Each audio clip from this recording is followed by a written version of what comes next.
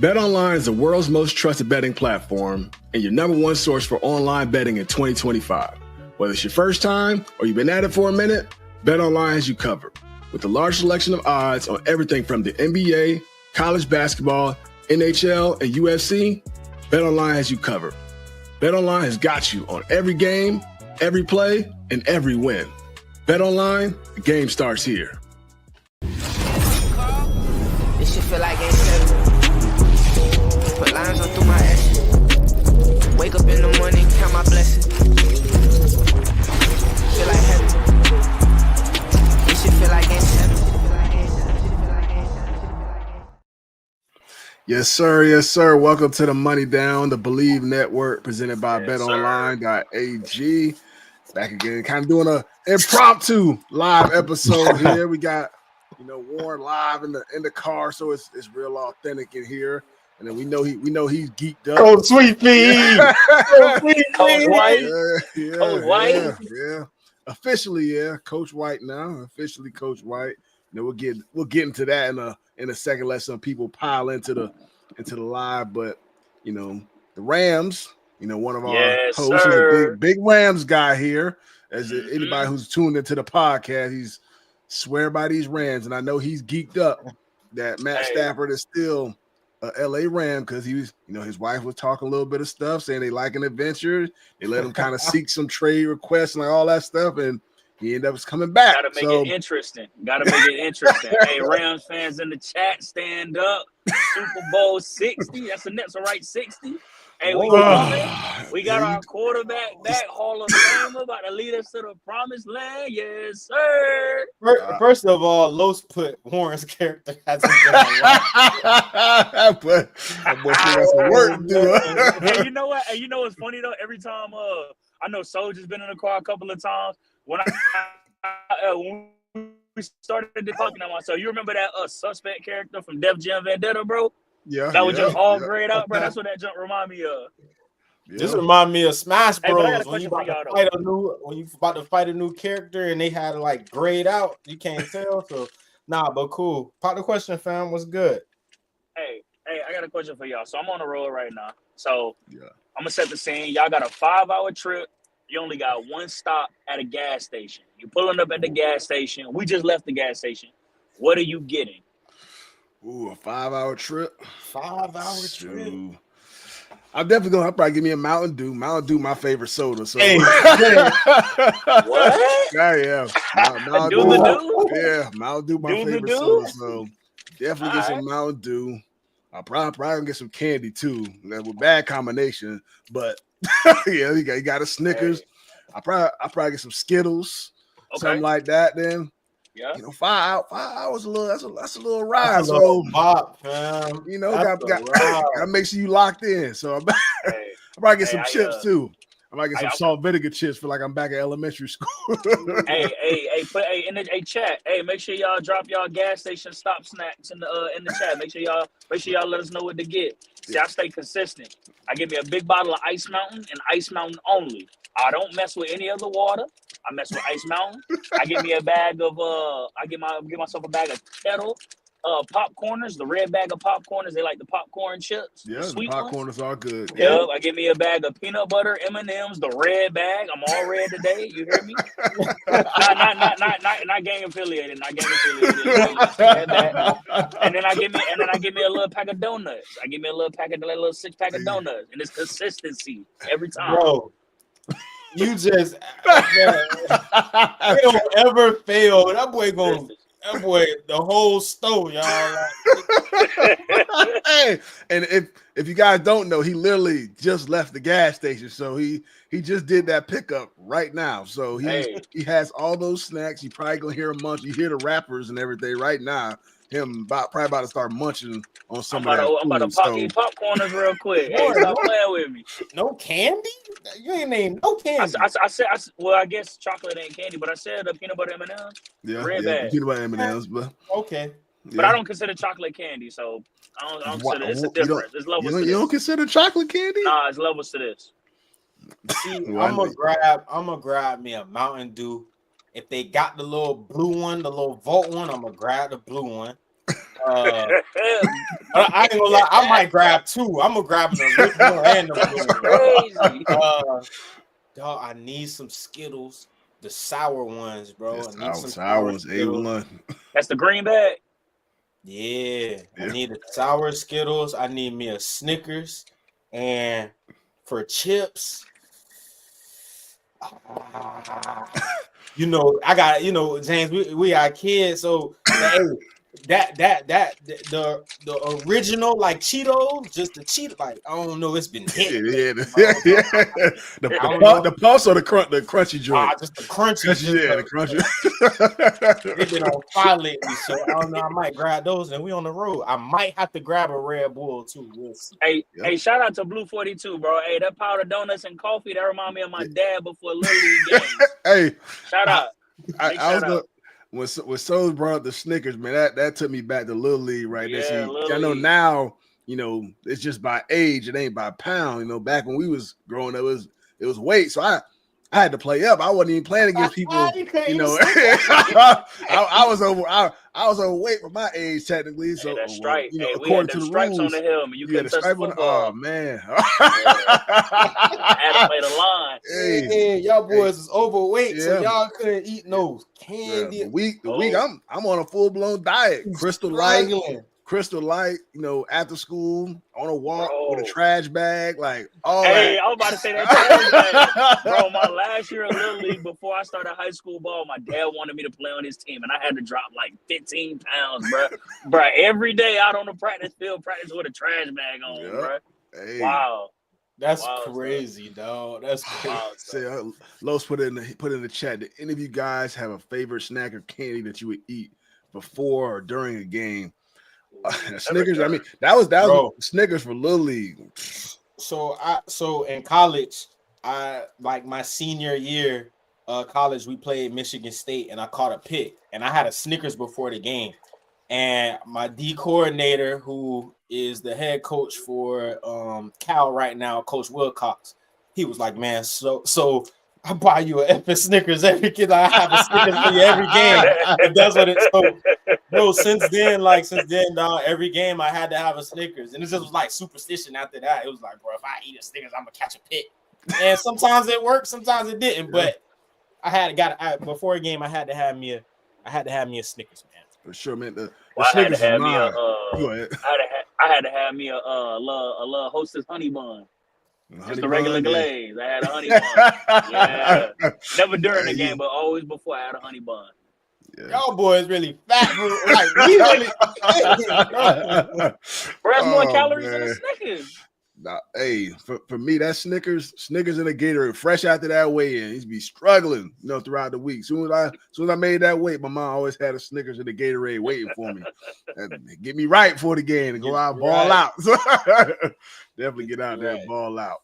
But man, you know, we just kind of shoot this shit real quick. But you know, as some of you guys have seen, you know, I am taking on a coaching role at Illinois now, so officially, you know, being a football coach, been something that, you know, kind of talked about, you know, for some years now. I kind of dipped my toe in the water, you know, this past year. You know, shout out to Coach Thomas Hammock, you know, for giving me the opportunity to be around NIU, get a little bit of a feel for what it's like to be a coach. And he does a heck of a job for giving, you know, guys opportunities, you know, first-time head coaches and people who are trying to get into the business. So shout out to him for giving me a little inside look on what it would be like. And that really sparked my interest for it. Reached out to Coach Bielema.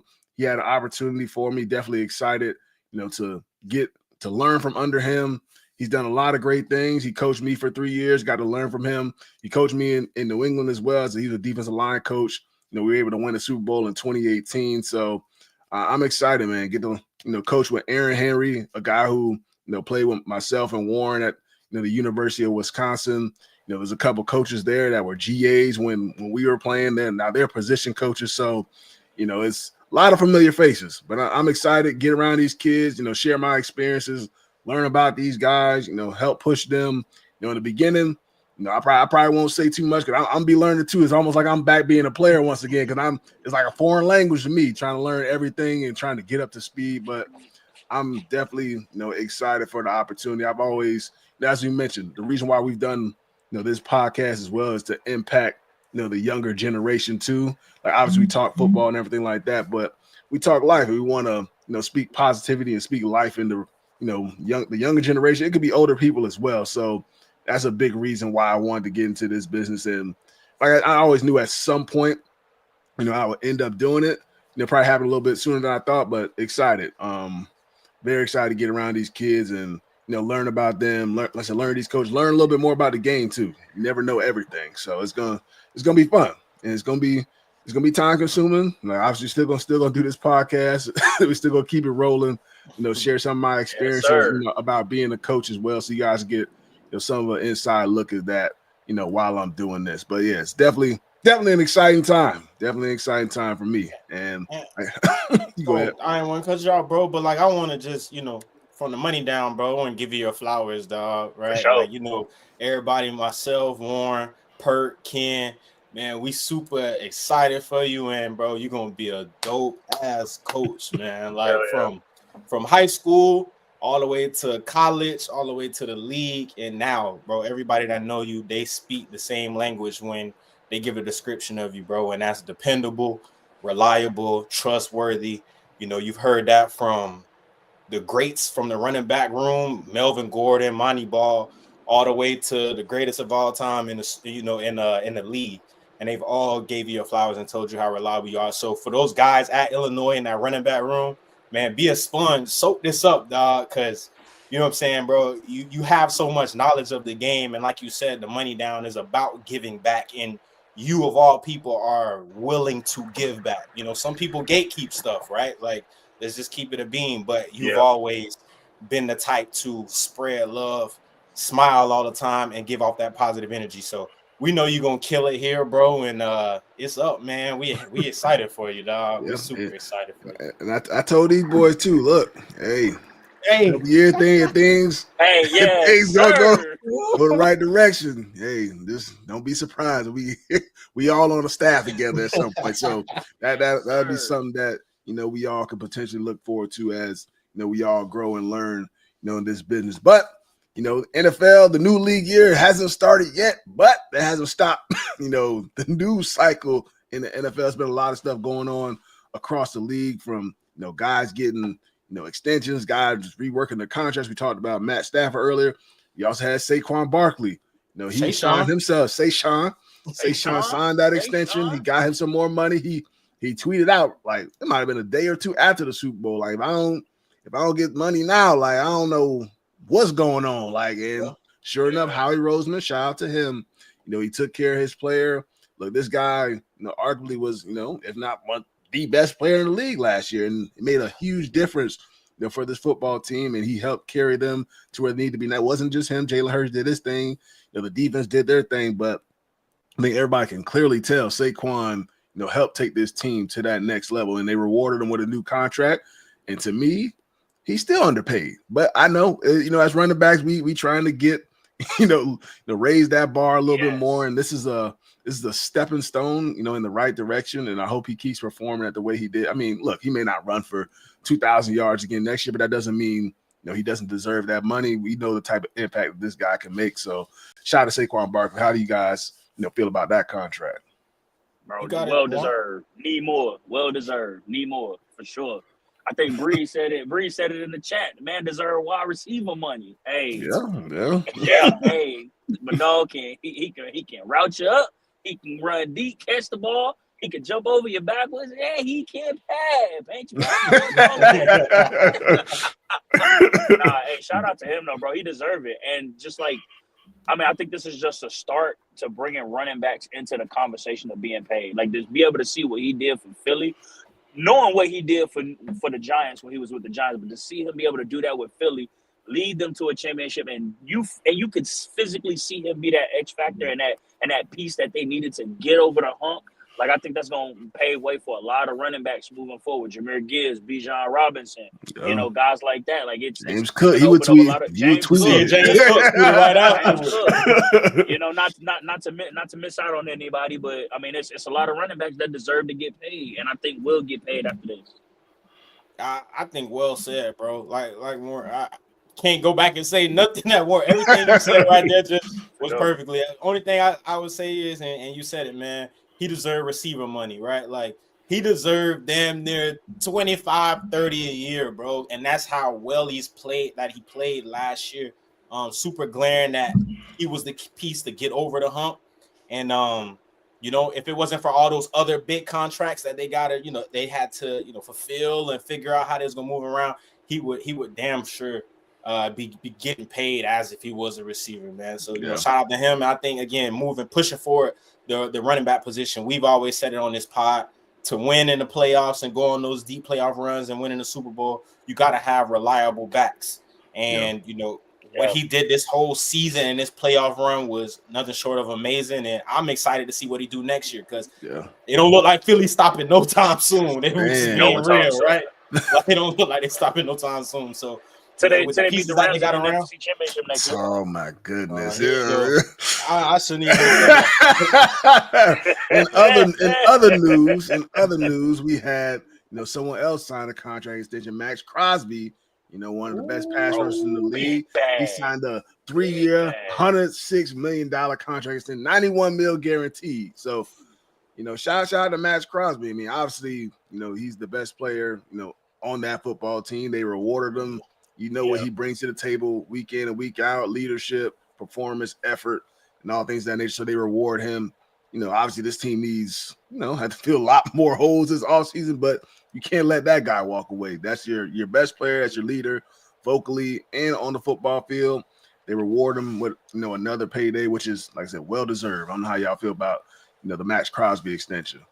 Yeah, I just the guarantee to me was crazy, and not crazy in a bad way. It's just like, damn, 91. And if I'm not mistaken, Vegas might be tax free. No state income tax. That boy cashing out. Oh, what you do when you sign that? Like, what's the first thing you go do? Obviously, you paid before that, but like, put some money away. And invest. How much money you can put away? Hey, you set kids. But the question that arose for me when I seen that, it was like, man, who's next? Because obviously we know how important, right? We talked about running backs. The best running back got situated. We know how important that pass rush is. You're not winning if you ain't got no pass rush either. So it's no edge rusher. So it's just gonna be cool to see who's the next to get paid. Obviously, TJ got paid before, but I'm sure he's gonna be looking to re-up. Who knows what's gonna happen with Myles Garrett in the future? I'm sure when he go wherever he going next, he gonna want to get re-up. So it's just a lot of stuff, man. Even we gonna get into it with Trey Henderson, right? I was gonna say Zach Bond. Zach Bond just got paid. Now he started as an edge rusher. He making money as an inside linebacker now. As an inside linebacker, as an edge rusher, and now he got paid. Yeah, so it's just going to be interesting to see, right, with all these guys that are coming up. I know Joey hitting the market. There's just so much going on. Who going to get paid that type of money next? Because Max is top dog, but there's some guys around that's in that conversation that's going to want the same check he got. Yeah, and it's like, who's going to be in the market for Trey Henderson? Like, he's the top of the league in sacks over the last couple of years, led the league in sacks this past year. Obviously, he's going to want money. He's, 30 years old. I think that's still, that's young age for pass rusher. He plays with tremendous effort, technicality and all that. I mean, New England should be in the market for a pass rusher like that. I mean, he'll set the tone on that side of the ball. We need like another pass rusher, a guy who's gonna bring that type of effort and dominance, on a game-to-game basis. Like I said, I don't know if they want to pay somebody, what he wants to get, but we'll see what happens when it comes to that. But it kind of looks like things may work out in the favor of a guy like T. Higgins. If they're gonna allow him to seek a trade, then maybe they be able to close that deal with T. Higgins, Jamar Chase, have Joe Burrow. It's just how do the Bengals figure out that defense side of the ball? Because Sam Hubbard just announced his retirement. Good football player, very underrated football player, very consistent for that team. And now you got Trey Henderson. They allow him to seek a trade. It's like man, now like. Y'all gonna have to draft well or address, these positions in free agency, finding some role players. But I don't know. I don't know what to think about those Bengals. Cincy in trouble, bro.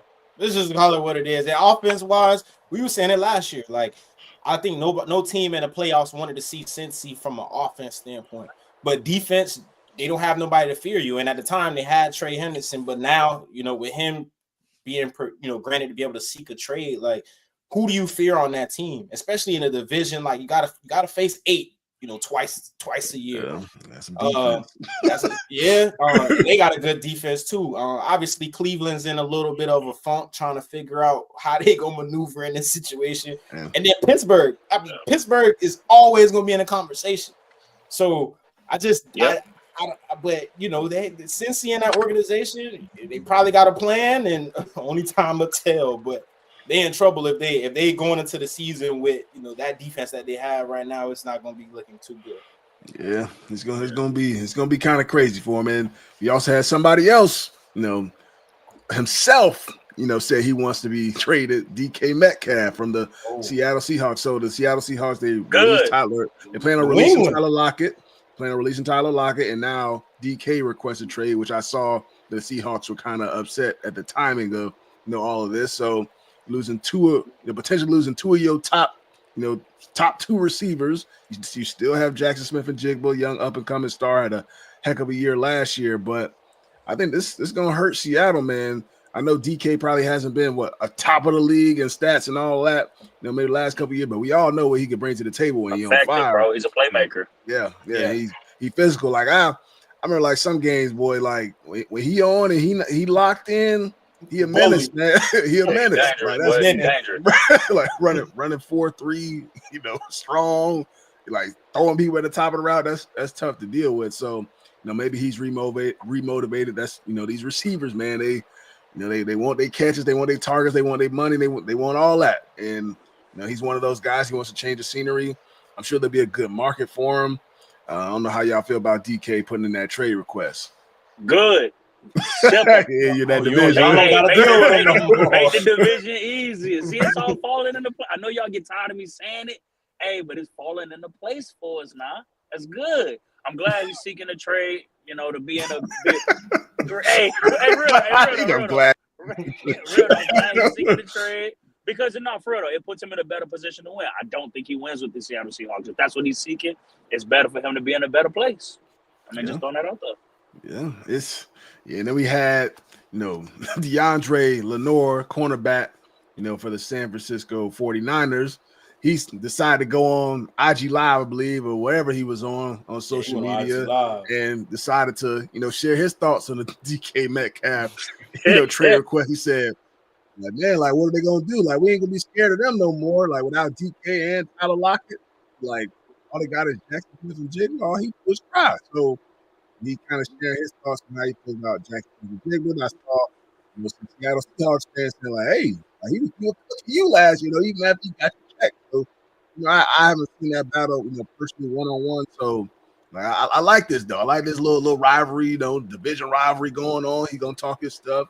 I'm sure Jackson Smith-Njigba, he's not, doesn't seem like he's much of a talker or anything like that, but can't wait to see that matchup, whenever it comes about this upcoming season.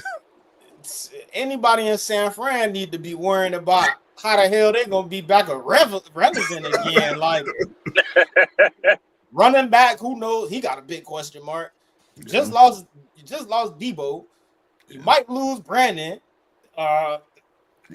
Hargrave. Like, so I just, I love the trash talking. Obviously, DB, right? That's what running our blood. We gonna talk shit regardless, right? But y'all need to be figuring out how y'all gonna be back, because it looking like y'all slide to the bottom of the division. And for him too, this would be really his first year being like the number one corner. Because Ward, Ward was like the number one corner. I know he had a tough year last year, with everything that went on with losing his baby and everything. So that was a tough year for him. And now he's gonna be like their number one corner now. So a little bit more pressure on him too. You got your check. Now you on that island now. He's a solid player, but good. you got to be on your game every single week now when you're matching up against the DK Metcalf, the Tyreek Hills, and stuff like that every single week if that's what the defense is going to do, for you. But I don't mind the confidence, though. I like it. I like it. Talking stuff, you gotta back that up. Back it on up. the field, you know what I'm saying? Hey, James, I want to ask you. Hey, shout out to you, Lo. With DK and Brandon, potentially, like how you see, like, because New England's in the market for a receiver. Yeah. We've seen a lot of reports. How you feel about those two guys for Drake May, or do you think they go elsewhere? I mean, I like, either one. I'm not sure they get in the market for IU. He's coming off injury, depends, what that looks like, picking up that contract. I wouldn't necessarily do that. If it was last offseason, I've been all for it. I like DK though. Like we need, that type of mentality, I believe, in that receiver room. He brings that physicality. He can be on the backside. He gonna win. Drake May can throw it up to him. You can hit him on a slant. He can take it, 60, 70 yards, however you need be. So, he's that difference maker. I know we had, one to get in the market for T. Higgins if he hit free agency.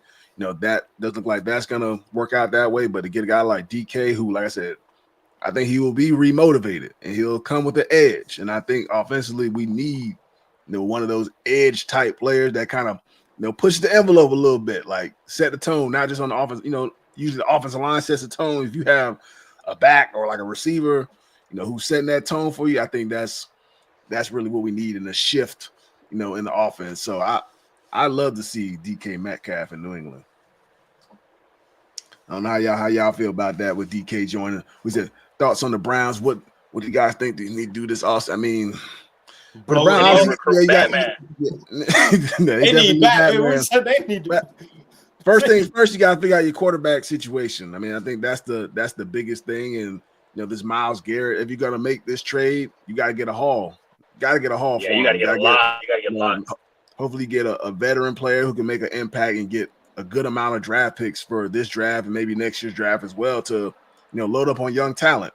Because this year, I mean, I don't necessarily see, them being, we've seen this before. We say teams ain't gonna be competitive; they'd be in the playoffs, next year. But from the outside looking in, it doesn't look like they're gonna be, a team that can win that division. But hey, if they handle the offseason the right way, they find themselves a quarterback who's gonna be out there and available and play consistent. They may have a chance because their defense was, really good over the last couple of years. Just, last year the quarterback position wasn't great, and the previous year Joe Flacco stepped in. He did enough to get them into the playoffs. So if they just have some consistency there, you are losing a big piece in Myles Garrett. Now I know they still have some good players, but I mean it could happen. They got to figure out the quarterback position first. I don't know what y'all think the Browns need to do this offseason. When is their first draft pick? Ooh, like they number two. They number two. Yeah, I'm pretty sure they're number two. Number two in the draft. So they right there. I mean, look, they can get them a quarterback of the future for sure.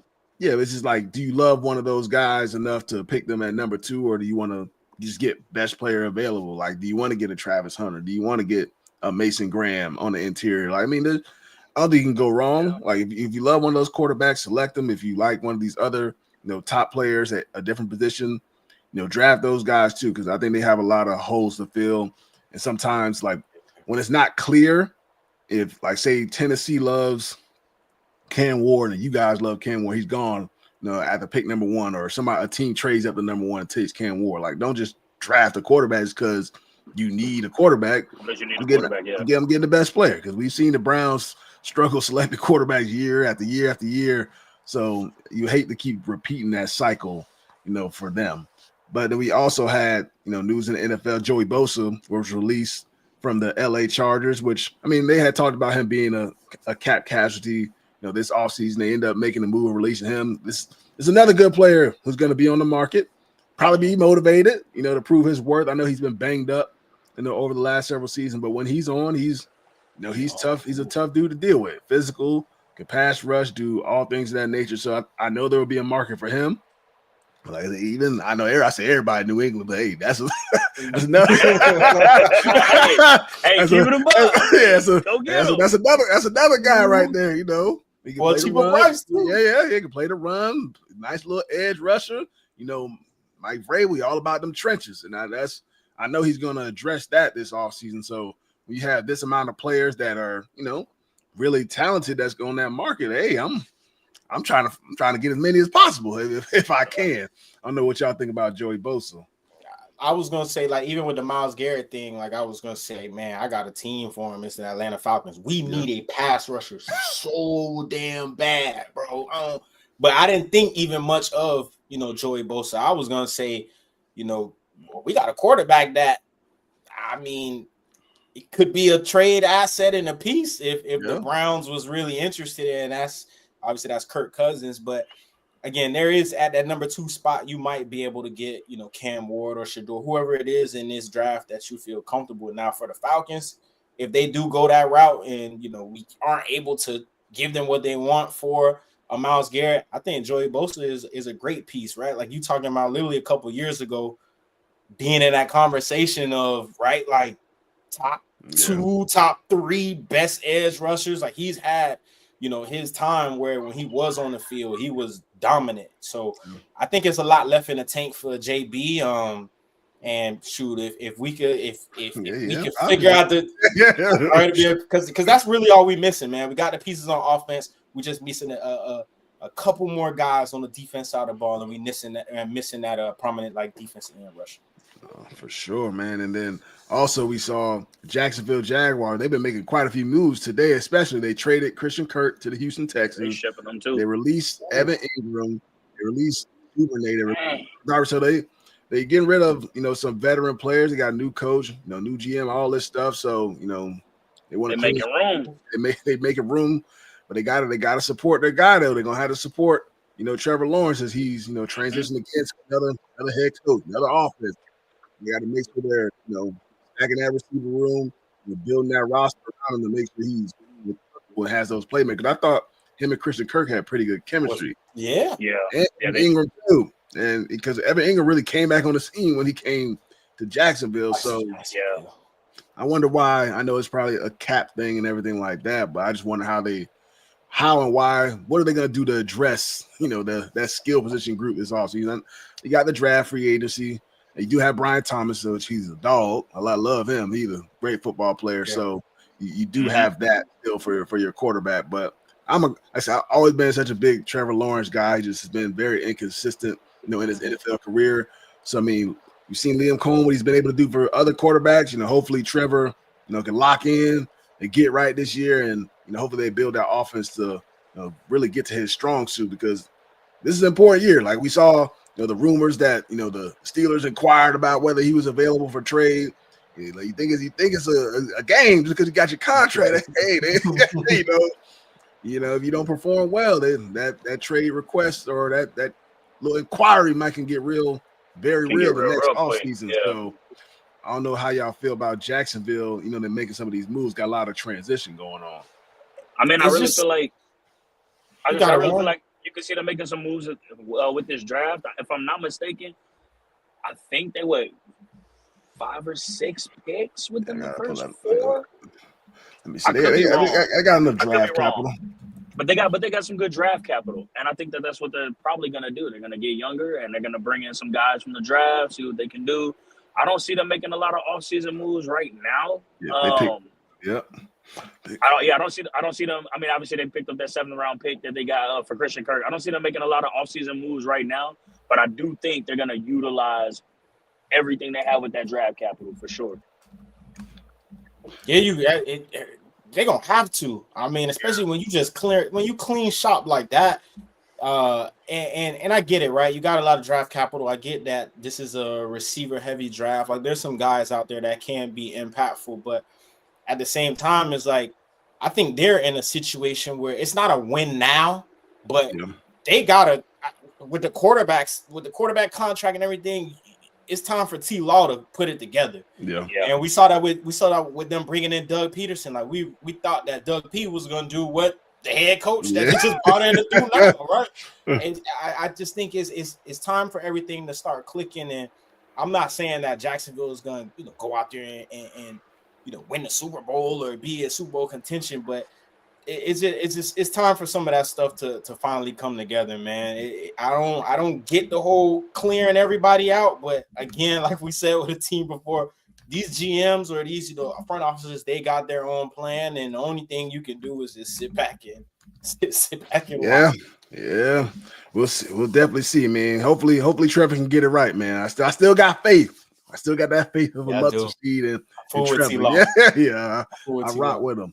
And before we wrap, man, I saw this clip. I believe it was last night, even the night before on social media. I sent it to Perk. Hopefully, be able to pull it up. But Lindell White, who was a part of that great USC football team who won the national championship, and Lewis Murphy, they had a little back and forth about whose team was more dominant. Y'all gotta watch this clip right here. So the question is, would USC beat Florida? We will whoop Florida ass. No. No. Y'all like number 4 probably best college team all time. Their best player was Percy, and they couldn't get the ball to Y'all Percy. didn't play He had to run anybody. in motion.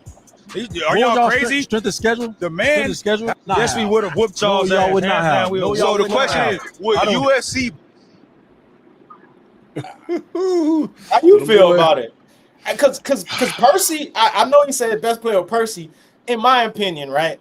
When we always talk about who was the best player in my generation, I know everybody like to say Reggie Bush, but to me it was Percy Harvin. That motherfucker. Percy was crazy. Percy was Percy. fire.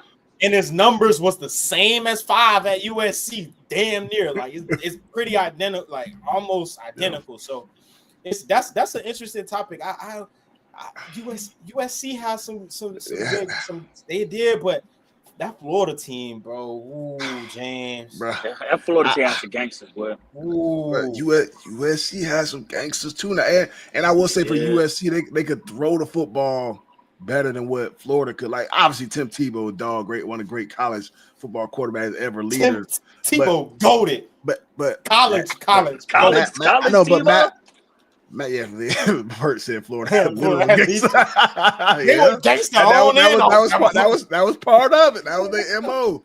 That was their MO. But that USC team, they got Lindell White. They had obviously Reggie Bush, Matt Leinart. You got Mike Williams. You got Steve Smith at receiver. You got Clay Matthews. You got dudes on both sides of the ball. And I just feel like the USC receiving corps and Matt Leinart just gives them the edge, like on top of the run game that they have. They were a little bit more. I love that Florida team. Like I vividly remember playing NCAA football back then when Florida had all the dudes on their team. It was impossible to beat them dudes. It's just dudes everywhere. You play in the swamp. And you gotta go to the swamp. You can't see your routes. You couldn't see anything. So and some of my teammates from high school, my freshman year, like Major Wright, Marcus Gilbert, they were part of that team. The Dogs, like, I mean, that'd be a good matchup, man. Because I know, like, even on paper, like I know, I said that USC they could throw the ball a little bit better, but it's just all about who show up on that game day. If you can set the tone defensively, because they got like Carlos Dunlap and dudes like that on defense, so man, that'd be a fun matchup to watch. But Lindell White sure seemed confident. The Major was the one who hit that guy for Oklahoma. And that's my thing. And that's my thing when we talk about USC. We talk about the guys they had on the outside. It's like, it sounds good on paper, but Florida had Joe Hayden, and then you had that maniac back there, like he honestly didn't care, if you caught it or not. He was 100 miles an hour, right? So he didn't want the pick. And he didn't want the pick. Like, if you look at the ball, it's gonna fall right in your hands. But you're just looking to just crash out. So I just think it'll be an interesting matchup, man. But I still think, overall, I probably later go Florida, but nobody touching Joe Burrow and that Miami team. Like, that's the real conversation. Yeah, who was the better team out of that 2000 Miami? Like, was it 2000 Hurricanes? The Hurricanes for sure. Or Joe Burrow and them boys in what it was 2020.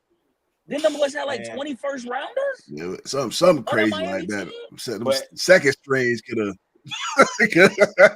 went out there. I don't know if that's even. I don't even know if that's a debate, bro. I mean, I know it's a legit debate right now, bro. But literally, bro, like that OU team would have smoked anybody, bro. Warren, they had 2 generational receivers, bro. Damn near the best, like, them 2 the best receivers. They the best in the league, man. And it's not close. You have Hall of Famers at every position, damn near on that Miami team. What are you talking about? So hold on, 2019 LSU, that quarterback Heisman, national championship winner, league. He gonna be Hall of Fame. Them two motherfuckers on the outside, they Hall of Fame for sure. And then everybody on the Who else? Well, just Hall that of the Fame? defense. It's just like Hall of Fame? defense. It's that defense side of the ball. It's like yeah. I'm pretty sure they had All of had us like went- Grant Delpit. Yeah, they had good players like Patrick Queen. They have good They football had good players. players. They had Stingley. great players. Don't get me wrong. Stingley, Gas. It's different ball now, Yeah, right? it's You know what I'm different. saying? It's different. But at the same time, bro, I don't know, but I don't think nobody on them Hurricanes team. I don't care what nobody say. They ain't want to see Justin Jefferson or Jamar Chase. Hey. Andre Johnson, though. I don't know about Hall of that. Fame. Great gas. But bro, it's different. But Dre, hey, Dre gas. You got Clem Portis, you got young Frank Gore, you got Ken Dorsey was lit in college. You got I'm pretty Kellen Winslow was there at tight end. You see Kellen Gunner from John- Woods? He's a good for my list. You got like Philip Buchanan in that corner. You might have Ed Reed at safety. Ed Reed at safety. Like it's some. I know them boys were getting so much paid, fam. It's no way, but they had all them people on that team. Bro. In Miami too. In Miami, they wasn't going no class. We need some stories, dog. We need some real stories. You know what? My cousin Santana Mall, he wasn't a part of that team, but I had to get him on here. He got to share some UM stories. We got to get him on. Got to get his brother Sonors. They different generations of different teams, but I got to hear some of them stories from how they got that. So definitely got to get Santana on here. But that's a wrap for this Money Down podcast on the Believe Network. I definitely appreciate all the support, all the love you guys showed me, with me introducing myself as a coach in college football. Like I said, I'm excited for it. Look forward to getting to know the guys, the coaches. It's going to definitely be exciting. We're going to keep things rocking here with the Money Down podcast still.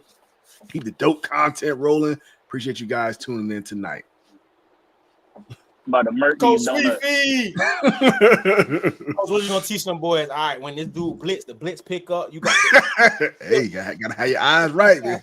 Yeah, bring your lunch pail when you can go pick up. Hey, gotta come with it. Man.